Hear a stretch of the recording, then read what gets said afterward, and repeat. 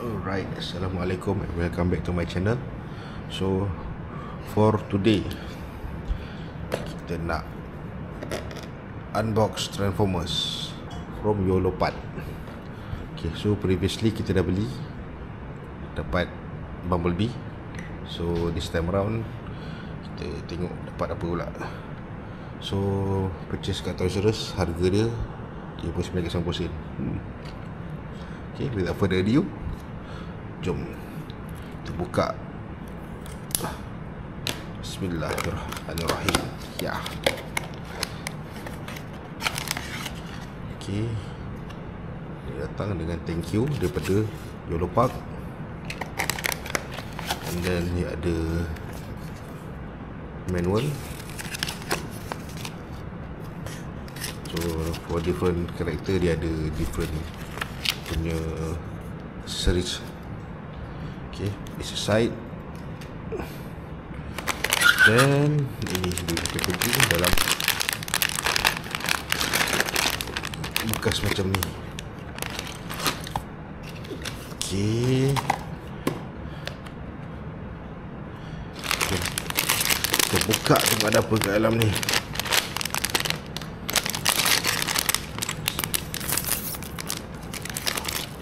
Dengan sama je. Okey, kita dapat Starscream.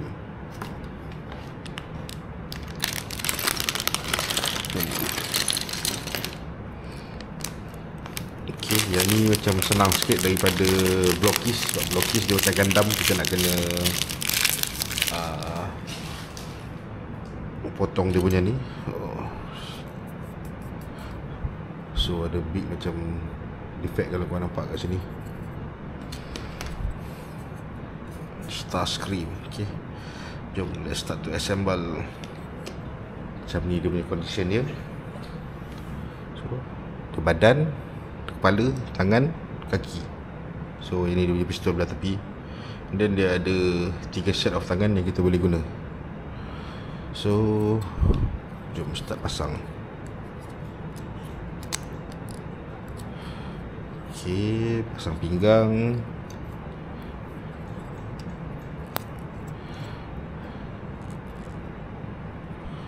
Dan kita pasang dulu kepala.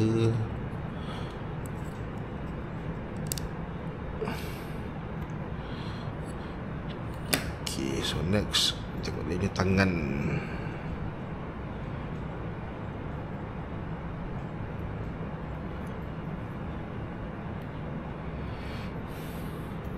Okay, dia punya ni memang agak ketat. Okay, slot itu habis. Dan kita boleh pilih tangan mana nak pakai. So untuk my first option, kita bagi tangan yang nampak semua jari. Ya. So yang ni dia punya senapang kita letak kat tepi.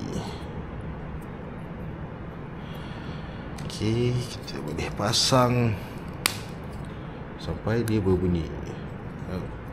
Partially siap. Okay, dan ni memang simple, straightforward, tak ada what we call it. Okay, maka tekan.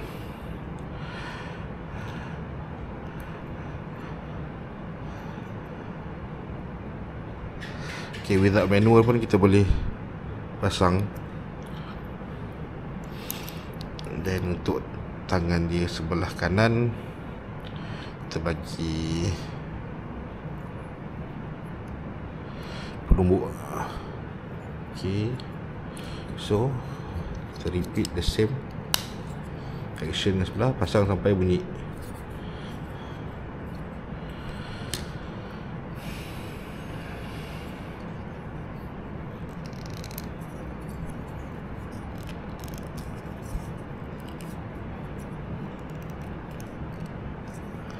So kita pasang dia punya kaki. Okay, ni semua tak ada bunyi. Pasang sampai ketat. Dan kita boleh masukkan dekat dia punya slot kaki. Okay, ni semua sama, pasang sampai bunyi.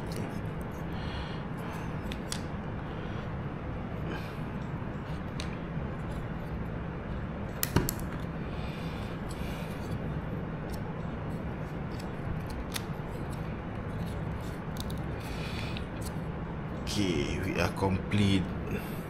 So this is kita punya Starscream.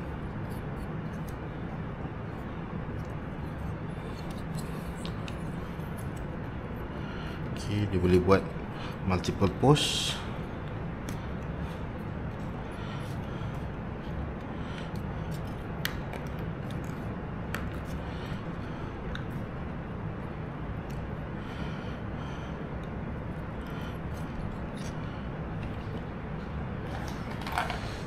Okay, compare dengan Bumblebee.